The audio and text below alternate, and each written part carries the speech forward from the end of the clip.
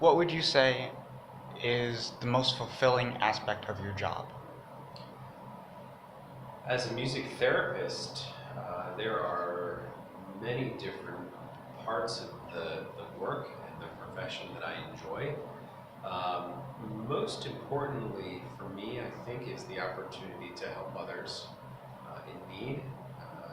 In my music therapy practice, we see a really diverse clientele. We Okay. have children as young as 2. We have adults as old as 96. Wow. And I really enjoy using music specifically as a therapeutic tool and medium to help individuals of all ages, of all backgrounds. And it's fun to play music too. So I do enjoy that element as a lifelong musician. But I really enjoy being able to, most importantly, to share it to help others. Okay. Let's see. What made you decide to go into music therapy? What a great question. My career path is not necessarily linear. So I started off way back when with a background in psychology after undergrad, and my first round of grad school, first grad degree I did. So I worked in hospitals, and I worked in different levels of psychiatric care, inpatient hospital care, outpatient hospital care. And in the midst of that, I brought music into therapy sessions because for some individuals, therapy worked out well, but for other individuals, it was really hard to connect to traditional therapy strategies and one-to-one or verbal therapy groups. So music ended up being this really amazing medium before I even got into music therapy. Just using music as a way to connect to individuals that were struggling in psychotherapy, traditional psychotherapy treatment. And it was amazing. The response was instant. Everyone that I've come into contact with in the therapy setting has some connection to music, even if one has never played music before. Yes. The field of music therapy is rooted in this belief that human beings have a connection to music. So that was a light bulb that sparked, and all of a sudden, I think the more I did it, the more I got interested in learning more, and that led me back to school again for a master's in music therapy. So there is a difference between using music in therapy and not calling it music therapy, and then having the formal training as a music therapist and actually calling it music therapy. There is a distinction between the two.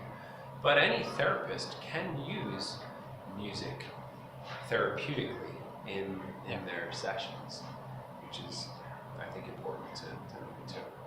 Okay.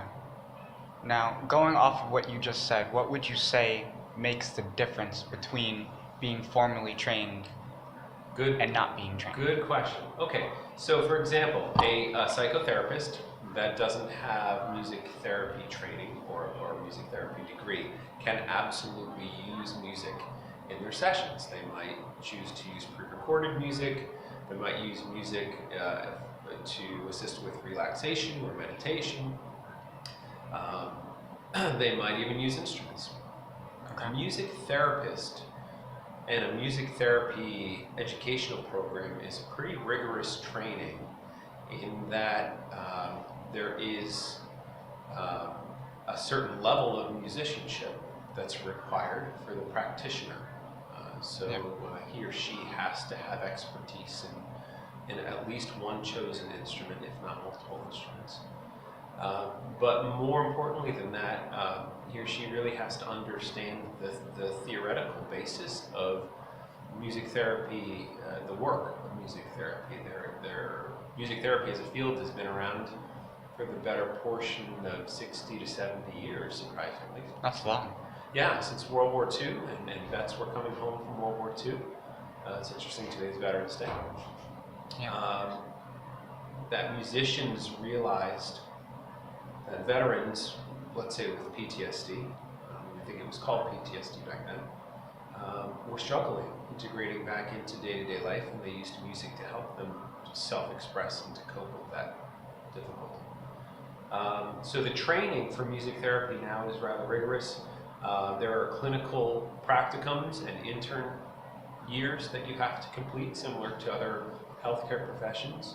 Music therapy, again, is a healthcare profession. Yeah. So it would be just like studying to become a speech pathologist or an occupational therapist, music therapist.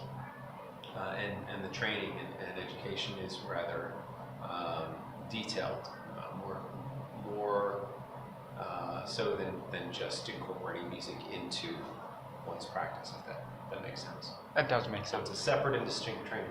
Also, to complement that question and answer, music therapists have to pass a board certification.